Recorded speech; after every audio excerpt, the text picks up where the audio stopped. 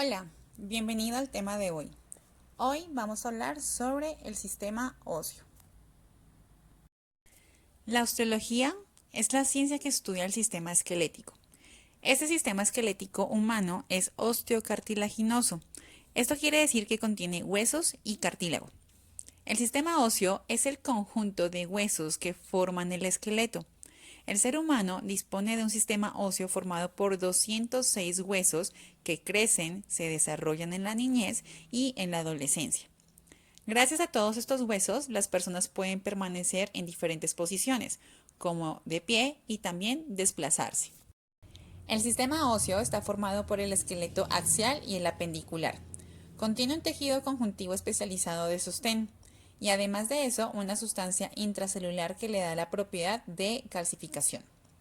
En el crecimiento poseemos unas células a nivel óseas que son las que se encargan de generar la formación de nuevo hueso. Estas células son los osteoblastos y la remodelación son los osteoclastos. Dependiendo de los autores, podemos encontrar que la unidad funcional del hueso puede recibir tres posibles nombres: osteón, osteona u osteocito. Dentro de las funciones poseemos la de sostén, en donde los huesos son el soporte de los tejidos blancos y el punto de fijación para muchos músculos esqueléticos. En la función de protección, se encargan de proteger a aquellos órganos internos de diferentes lesiones, como por ejemplo el cerebro está protegido por los huesos del cráneo, el corazón y los pulmones van a estar protegidos por la rejilla costal. En movimiento, los huesos sirven como palancas para los huesos que tienen fijos a ellos y se producen en movimiento. La homeostasis de los minerales es cuando el tejido óseo almacena varios minerales que pueden distribuirse a otras partes del cuerpo cuando hay una demanda. Los principales minerales del sistema óseo son el calcio y el fósforo. La producción de células sanguíneas también se le conoce como hematopoiesis y es cuando la médula roja en ciertos huesos es capaz de producir estas células. Y por último, almacenamiento de triglicéridos. La médula ósea roja es reemplazada paulatinamente en los adultos por médula ósea amarilla, que se va a encargar de contener los adipocitos. Un hueso largo como el fémur o el húmero consta de las siguientes partes. La diáfisis es la porción principal y más larga que posee el hueso. Epífisis es la porción terminal del hueso, mientras que la metáfisis es la región de un hueso maduro donde se articulan las epífisis y las diáfisis. Su espesor va disminuyendo de acuerdo a la edad. El cartílago articular es una delgada capa de cartílago hialino que cubre la epífisis donde el hueso no está cubierto por cartílago articular. El periósteo es esencial para el crecimiento, reparación y nutrición ósea. También sirve como punto de fijación para ligamentos y tendones. La cavidad medular es el espacio dentro de la diáfisis que contiene la médula ósea amarilla grasa en los adultos, mientras que el endostio es la capa de células osteoprogenitoras y de osteoclastos que recubren la cavidad medular y contienen osteoclastos aislados.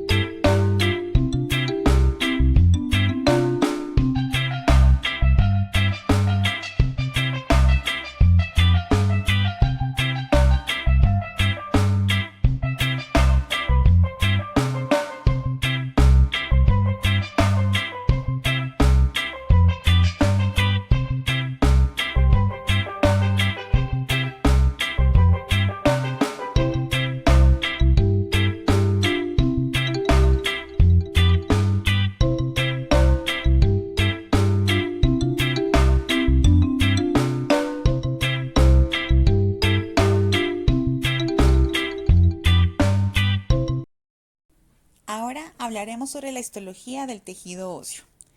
El tejido óseo tiene una matriz abundante y células muy separadas entre sí. La matriz está formada por el 25% de agua, 25% de fibras proteínicas y 50% de sales minerales cristalizadas. Estas células son células osteogénicas. Son células madre no especializadas con capacidad de división. Sus células hijas son los osteoblastos. Se localizan en la porción interna del periósteo y del endostio. Los osteoblastos son las células que construyen los huesos, sintetizan los componentes de la matriz del tejido óseo e inician el proceso de calcificación. Su sufijo de blasto indica que las células están a punto de secretar la matriz. Los osteocitos son las células maduras principales del tejido óseo. Derivan de los osteoblastos que quedan atrapados en la matriz e intercambian nutrientes con la sangre. Los osteoclastos son células muy grandes formadas por la fusión de 50 monocitos. Están ubicadas en el endostio y producen destrucción del hueso por medio de enzimas lisosómicas para poder permitir el desarrollo, el crecimiento, mantenimiento y reparación de normalidad en el hueso. La dureza del hueso depende de las sales minerales orgánicas que están cristalizadas y que contienen también flexibilidad y dependen de las fibras del colágeno.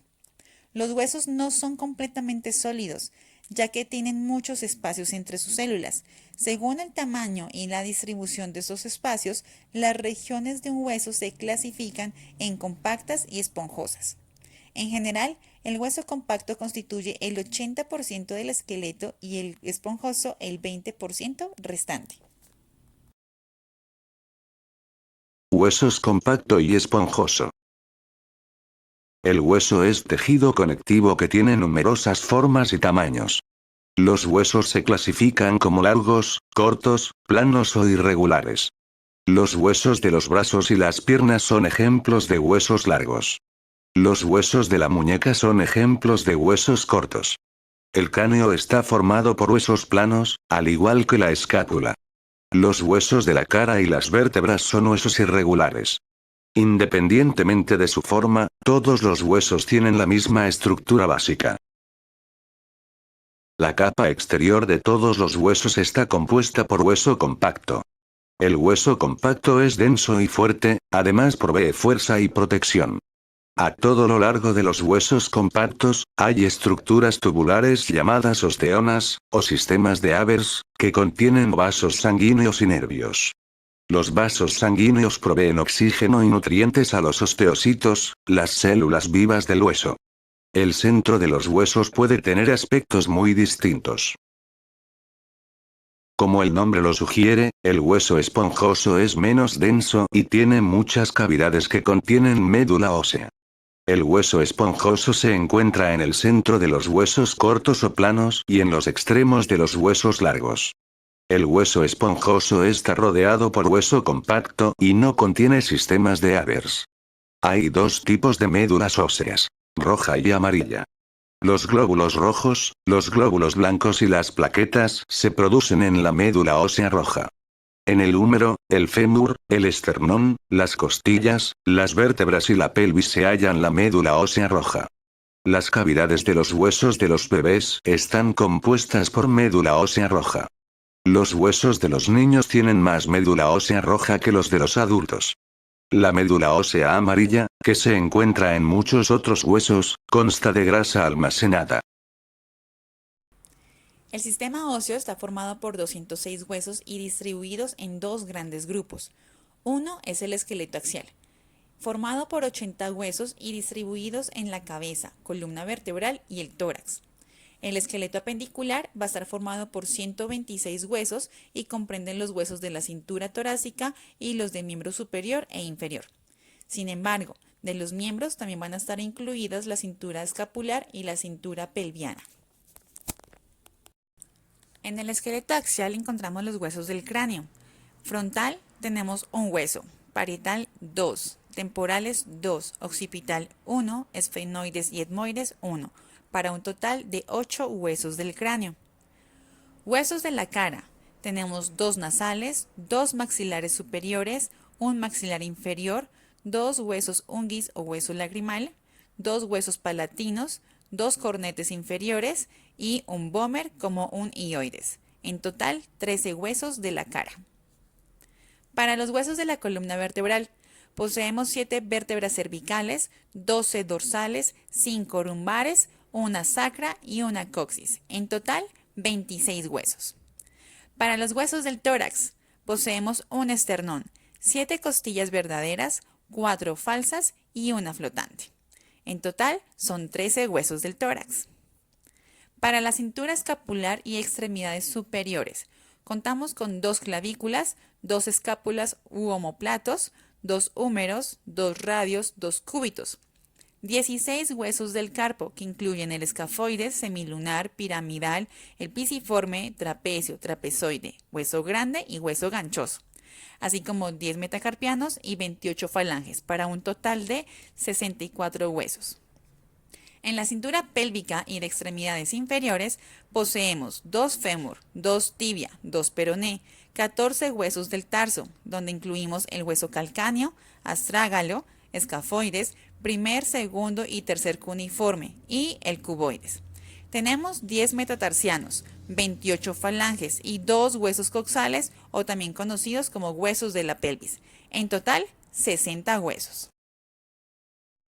El hueso compacto denso consiste de ostionas, con un poco de espacio entre ellas. El hueso compacto se encuentra sobre el hueso esponjoso y forma la mayor parte del tejido óseo de la diáfisis. El aspecto funcional del hueso compacto se encarga de proteger, dar soporte y resistencia a la tensión. El hueso esponjoso trabecular consta de trabéculas rodeados por varios espacios llenos con médula roja y médula amarilla. Forma la mayor parte de la estructura de los huesos planos, cortos e irregulares y de la epífisis de los huesos planos. Desde el punto de vista funcional, el hueso esponjoso almacena algo de médula roja y médula amarilla que le proporcionan cierto soporte. La definición de osteopenia y osteoporosis se basa en el concepto de densidad mineral ósea. La osteopenia se trata de un escalón previo a la osteoporosis. Son enfermedades silenciosas que se instalan sin producir síntomas y pueden avanzar hasta niveles de riesgo si no se trata a tiempo. La osteopenia consiste en una disminución de la masa ósea relativamente leve, que en algunos casos es el camino hacia la osteoporosis. Literalmente significa menos hueso. La osteopenia es más frecuente que la osteoporosis, aunque menos conocida. Según la OMS, en osteopenia, la densidad mineral ósea se encuentra entre -1 y 2.5 desviaciones estándar, mientras que para la osteoporosis se sitúa por debajo de -2.5 en desviaciones estándar. La osteoporosis se define como una enfermedad generalizada del sistema esquelético. Está caracterizada por la pérdida de masa ósea y por el deterioro de la microarquitectura del tejido óseo, que compromete la resistencia ósea y que condiciona como consecuencia una mayor fragilidad ósea y una mayor susceptibilidad a las fracturas. Cuando la masa ósea del adulto alcanza su valor máximo aproximadamente a los 35 años, la tasa de síntesis y de reabsorción ósea es equivalente. Este equilibrio normal entre la síntesis y reabsorción ósea mantiene constantemente la masa esquelética. A partir de los 40 años se observa una lenta reducción de la densidad de masa ósea en ambos géneros, aproximadamente el 0.3 a 0.5% al año. Se desconocen las razones por las cuales se produce la pérdida ósea con la edad y por qué se inicia a una edad más temprana en las mujeres y sigue un curso más acelerado incluso antes de la menopausia. Sin embargo, un individuo que no alcance un pico de masa ósea óptimo durante la infancia y la adolescencia puede padecer osteoporosis sin que se produzca una pérdida acelerada de masa ósea. La osteoporosis es la enfermedad metabólica ósea más frecuente. Sin embargo, su prevalencia real es difícil de establecer ya que es una enfermedad asintomática hasta la aparición de las complicaciones, lo que hace más difícil la identificación de las personas que llegan a padecerla. Habitualmente se usan indicadores indirectos como son las fracturas osteoporóticas para aproximarnos a la prevalencia de la osteoporosis. Según los criterios de la OMS, la prevalencia se estima en un 30% de las mujeres caucásicas y un 8% de los varones caucásicos, estos mayores de 50 años, y asciende hasta un 50% en mujeres de más de 70 años. En ocasiones, el paciente no presenta manifestaciones en forma de episodios agudos de dolor e impotencia funcional, sino que se aqueja de dolor sordo persistente que se agrava con maniobras de tipo mecánico al levantarse o moverse bruscamente. En la práctica clínica diaria se dispone de una serie de puntos guía que cuando están presentes sirven de puntos de partida y de anclaje a la sospecha de que el paciente llega a sufrir de osteoporosis o tiene un alto riesgo de poder padecerla. Básicamente se pueden agrupar en tres bloques. El primero es la existencia de factores de riesgo clínicos en osteoporosis. Dado que estos factores de riesgo tienen baja sensibilidad y baja especificidad, no son por sí solos un criterio diagnóstico, pero su asociación con esta enfermedad hacen que sea exclusivamente de valoración. El segundo es la presencia de manifestaciones clínicas producidas por las fracturas osteoporóticas y sus consecuencias. Y en tercera, los hallazgos radiológicos sugestivos de la osteoporosis. La radiología también es muy poco sensible y muy poco específica para diagnosticar una osteoporosis. Es necesario que exista al menos un 30% de pérdida de la masa ósea para que ésta pueda ser apreciable con la exploración radiológica. Y a la inversa, no siempre que la imagen radiográfica aparente baja densidad masa ósea se puede confirmar en la densitometría, puesto que es muy frecuente que se artefacte por la superposición de partes blandas, por la obesidad, penetración del rayo, por calidad de la placa o por la técnica del revelado. En 1994, la OMS estableció las categorías o criterios diagnósticos de la osteoporosis sobre la base de criterios epidemiológicos que tienen en cuenta la evolución de los valores de la masa ósea con la edad. Esto evaluado con la densitometría ósea como densidad mineral ósea y la prevalencia e incidencia de las fracturas osteoporóticas en mujeres postmenopáusicas de raza blanca. El cuadro se define así. Normal es cuando la densidad de masa ósea es superior a -1 en la escala T. Osteopenia cuando la densidad de masa ósea se sitúa entre -1 y -2.5 en la escala de T. Osteoporosis cuando la densidad de masa ósea es inferior a -2.5 en la escala de T. Osteoporosis grave o establecida cuando el criterio de osteoporosis se añade a la presencia de fracturas. La escala T toma como referencia la densidad masa ósea de la población joven cuando se alcanza el pico máximo de masa ósea. La puntuación en la escala Z relaciona los valores de la DMO del sujeto con los correspondientes a su mismo grupo de edad y de género. Este valor Z cobra un especial interés a la hora de establecer los criterios terapéuticos, pero sobre todo en edades avanzadas. Por medio de estudios epidemiológicos se han identificado múltiples marcadores y factores de riesgo que conllevan a mayor probabilidad de desarrollar la osteoporosis. Tienen baja sensibilidad y baja especificidad, pero han de ser tenidos en cuenta para poder abordar adecuadamente la prevención del diagnóstico y del tratamiento. Diversos autores han intentado desarrollar métodos para identificar los factores de riesgo de baja masa ósea y medir el carácter predictivo de la osteoporosis de cada factor para facilitar la sospecha de diagnóstico de esta enfermedad. Entre estos factores encontramos la menopausia, la edad, la genética, masa corporal, estilos de vida, ingestas de calcio, vitamina D, el consumo de tabaco, así como el ejercicio físico, que tanto o que tan poco realiza.